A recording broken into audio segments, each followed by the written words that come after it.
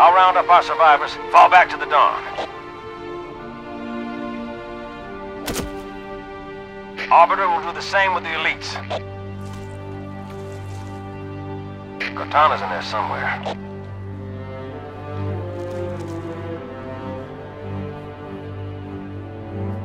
Hello everyone, my name is Rob, I'm from the UNSC, and this is part 23 of Halo 3, and this is level Cortana. This part level is called Rampant, and we've landed on High Charity, which used to be the Covenant, like, leadership, a central city I guess, although it was a spaceship. Anyway, yeah, used to be their leader thing, and their central place, and now it's overrun with flood, and it crashed on Earth. And we need to rescue Cortana, because at the end of Halo 2 we left Cortana on here. And I hate this level. I hate the level Cortana. I think it's everyone's like least favourite Halo 3 level. Because just, it's terrible. Like, I don't know how to describe it. It just is. It's just, there's so much flood and they all just spawn. And this is just on normal.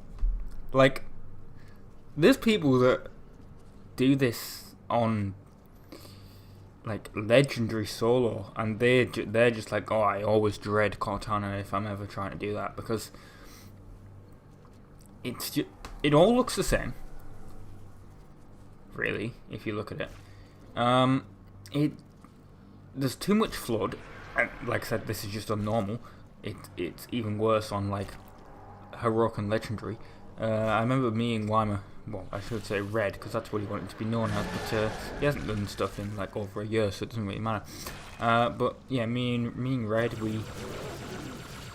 we did this on legendary once. Well, actually no, Chris was involved, and Chris's sister, I think, as well at one point. Anyway, we played through the entire campaign on Legendary Co-op, and this was the worst. And like I said, this Let's Play is the first time I've ever done Halo 3 solo. So I used to just follow them, because I was the last person out of that group to get Halo 3. And you have to go through these things, which remind me of Gears of War 2, although that game did come out after this. And oh yeah, I will be talking over Gravemind and Cortana because I can't be bothered dealing with the audio up and down, although there will be a cutscene at the end, and I won't be talking during that, obviously. Now what else was, oh yeah, I also kind of use this series, if you remember, as a blog, kind of. Well, a vlog, because I don't record the audio live, if that isn't completely obvious. And I always for some reason mention DVDs I picked up. I don't know why, but I am. That's been a staple of Halo 3 for some reason, and Halo 2 even. Because at some point I do want to do the DVD collection video, and I know I've seen people post things like, why don't you upgrade to Blu-ray? And I do get occasional Blu-rays. If the movie is brand new, I'll get it on Blu-ray, like if it was just in the cinemas, and this is like the new release. But if it's not, if it's like an old movie, there's one exception, Cheeky Cheeky Bang Bang, which is I guess it's a British movie, I don't really know. It's more American, but it's set in Britain. I don't really know, I haven't seen it yet, but I've seen it, I'm just saying I haven't watched the Blu-ray of it yet. But I was trying to get a DVD version at my local second-hand movie store, because they're just so cheap. Like, literally, they sell DVDs for like 25p sometimes. And like, they're good movies as well. Like RoboCop. Which is essentially the UK release of RoboCop, at least the first MGM DVD, is essentially the Criterion Collection version, which is really nice. Even says Criterion Collection on the menu. If I remember correctly, that DVD is really hard to find in America. not at all hard to find over here in Britain. So if you basically want that, I mean, it doesn't say Criterion Collection on the outer package, and it doesn't have the logos and stuff, but it does have it on the DVD menu. Anyway, yeah, that was like 25p, so they're good movies, and yet so cheap. So the only reason I only get Blu-rays for new movies, because I got the 2016 version of the Jungle Book on Blu-ray. Or if the Blu-ray is uncut and the DVD is the censored version, because that often happens, like it happened with Grimsby, which was a British film anyway. But yeah, we still kind of have movie censorship over here. It's not really it's more like when, you know, in America when the movies get cut down from R rating to PG-13. That's essentially what we have. It's just because PG-13 and 12 don't match up. There's a year difference. Often, like the UK distributor, which is often the same company, like Universal, will just like cut. Like whenever it's a Universal movie, they always cut. I have no idea what and Paramount as well usually. And it's been Columbia a lot recently as well. Anyway, it doesn't really matter, but yeah, if the Blu-ray is uncut and the DVD is the cinema version, yeah, I'll get the Blu-ray. And what was the other one? And also if the aspect ratio is different, which if you don't know what the aspect ratio is, that's the image that you see on screen. So you notice now, it's if you were to watch this in full screen, it would take up the full image of your screen. But if you're watching the film, there's two really aspect ratios that they use for film. There's a 185, which is basically this. It's got small black borders at the top and bottom, and then you have scope, which has got huge black borders. And there's some others, but they don't really matter because they're not used very often. Like you have the Ultra Panavision, which is what Hateful Eight was made in, basically. But that does not matter. We're not talking about aspect ratio. But if it's different between the DVD and the Blu-ray, sure, I'll get the Blu-ray. And the only, like I said, the only reason I got Chick Chick Bang Bang was because I went into my local second-hand movie store, and they were like, "Oh, we have." On their website, they're like, "Oh, we have Chitty Chitty Bang Bang," because they have a full stock list of what is in each movie, and it's apparently updated every minute, which by the till, by the register. Although I couldn't find it, I couldn't find the DVD version, and I was like, and their website was also like, "Oh yeah, we have the Blu-ray," and it was cheaper for some reason, and I looked there and I found it instantly, so.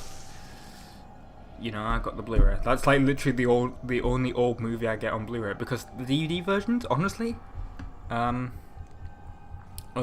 old movies better because they're closer to the original version of the film a lot of the time, because for Blu-rays they don't look good in HD, so they have to restore them a lot of the time, and the restoration doesn't work. Like, just look at a lot of animated movies. They have to rotoscope stuff out, and what was it I watched? I watched like a Blu-ray of Sleeping Beauty on like a friend's TV, and it literally just looked like a flash animated cartoon. The way Disney have done it looks terrible. This is the worst part of this level. I know, I know you guys don't really care about the DVDs. Well, some of you care, because otherwise you wouldn't keep commenting and do your DVD collection video, and I will. At some point, I just want to get all the obviously, but before Blu-rays were a thing, the DVD version was the cut version of the movie. So I want to get all the DVDs that I have, all the American. I want to get the cut British DVDs replaced with American uncensored versions, if possible. So that's all I'm gonna say. Anyway, I did get some today because I got 5, although 4 of them are Disney movies and 1 of them isn't, although it's still a kids movie, I guess you could call it.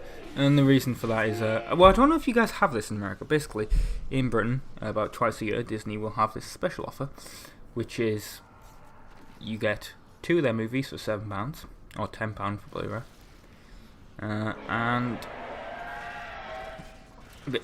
when regularly one of their movies is like £12 or £13 depending on the store, and 15 for Blu-ray. So, and they also have these pretty sweet slip covers on them that they only release at this time of the, like whenever they do these offers, and they just look great. That they all look uniform and they all have the number on the side. It looks brilliant if you have it. And of course, you can buy the slip covers separately on eBay. You used to be able to get them off Disney's website, but they stopped doing that, which is kind of annoying at the moment. I wish they'd bring that back, but yeah. Anyway, so I got 4 of their movies for £14, which is nice. I got what was it? I got Robin Hood, Pocahontas, Peter Pan, and Cinderella. The original animated one, because I want to get all the animated Disney movies. I mean, why wouldn't you? Basically, if you're getting a DVD collection like I am, which apparently DVD Profiler says I have, what is it? I have it on my tablet, so which is right in front of me. I have 713 movies, so that's going to be a fun video when I eventually do the full DVD collection. Anyway, and I also got Night at the Museum: Secret of the Tomb, because I loved the other 2 movies as a kid. So may as well see the third one. Oh, this is also a terrible bit. I don't know if I died and forgot to cut it out. I didn't see a death here, but hopefully I didn't. It was just waiting here to kill everything was so annoying. And I really have nothing to talk about now that I've finished talking about DVDs. That was the only thing I wanted to talk about really in the blog. I can't really talk about killing about this level because I just hate it so much, so I never really played it. I always used to follow Red or Chris whenever we did this. Whenever we did this level, because we all hated it, but they at least knew where to go and how to deal with all the flood. Which, yes, used plasma rifles. They're the best weapon, and energy swords, obviously, as you can see here. One problem is, now that there's juggernauts in this, they are a pain to kill with the plasma rifle, so just use the energy sword if you can get one. And, sorry, I had a little yawn there, for some reason. Those things, I have no idea what they are. I'm assuming they're like flood drones. Like, you know, the drone Covenant. Because this was obviously the Covenant capital city, so I assume they would. I remember them being on this, like, in Halo 2. I remember them being here. So I'm assuming that's what they are. They're just like flood infected drones. And they are so annoying to kill. Because they take a lot of bullets, unlike the actual alive drones, which don't. And you have to climb up this entire section here, and you're going to witness me fall. I believe twice. So I do apologise about that, but. It's just you don't see the holes in the ground. Or at least you don't see the first one. The second one I probably could have avoided, but I didn't. And also, get the cloaking here, because it will become very useful. Very useful later, I shall see. And not in like the next part, like in part 20. This is the first time when I fell. Yeah, in like 24. No, it actually comes in useful in this episode, in part 23.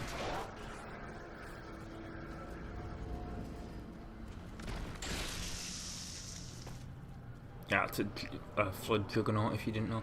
Yeah, that's basically the hole that I fell down, but it's that, like, you have to walk along the edge of it really, I guess. And then you have to jump across here. But I'm an idiot and didn't. Oh no, I did, but there's another place where I fall, and I can't remember where it is. It's around here somewhere.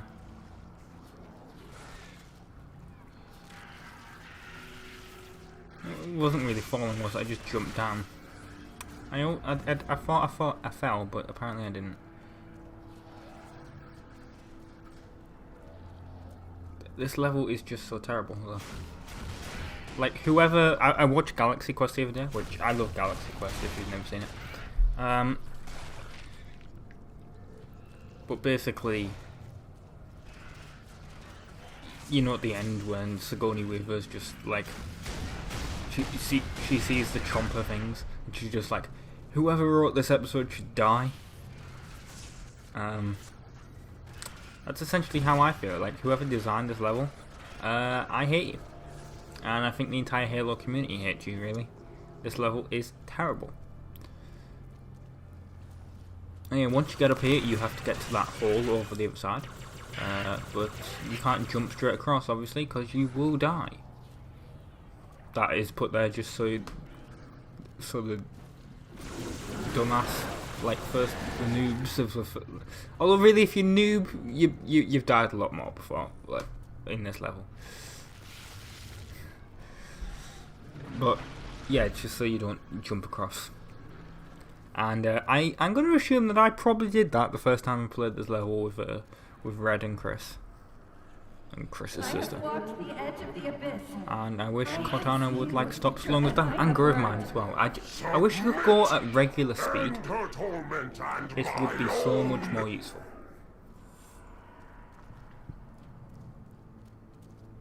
Also, I don't know like how... I went through there and it changed. I don't understand how that happened. Like, maybe that was my mind playing tricks on me, like my eyes or something, but I don't understand how it changed what it looked like when I turned around. And then when I was going through the edit, I thought I died here at one point, and like, obviously I take out all the deaths, as you know. I thought I died here at one point, and I don't know what, like, makes it look like I did, but I didn't. Like, looking at it again, like, there's some... I think I'm changing a weapon and punching something at the same time, and it just... somehow it makes the camera look like Chief is dead or something. But it isn't. Anyway, there is a lot of flood over there, and we will have to deal with them. So this is where you go invisible, and you can just walk past them. Now you will have to deal with them after you get Cortana back, but that is an acceptable price to pay because they will all blow up essentially.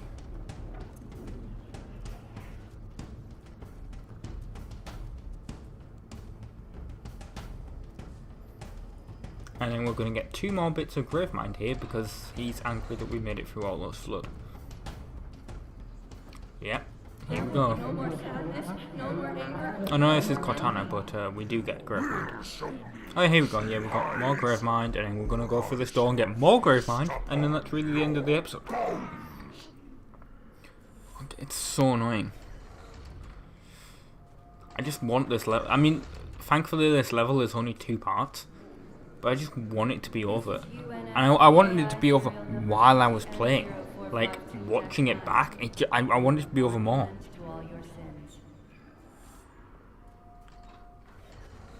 Anyway, here it is. That is Cortana in there, and we are now going to save her. I've been Rob, from the Intergamers. Thank you very much for watching, and ta-ra!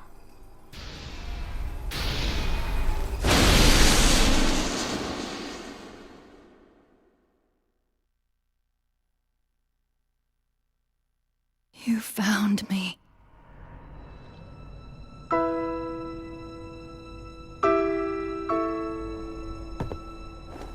But so much of me is wrong. Out of place. You might be too late. You know me. When I make a promise. You keep it. I do know how to pick 'em. Lucky me. Do you still have it?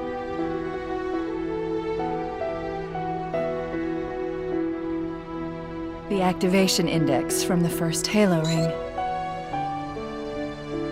A little souvenir I hung on to, just in case. Got an escape plan? Thought I'd try shooting my way out. Mix things up a little.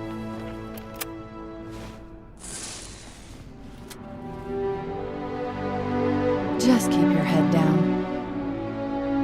There's two of us in here now, remember?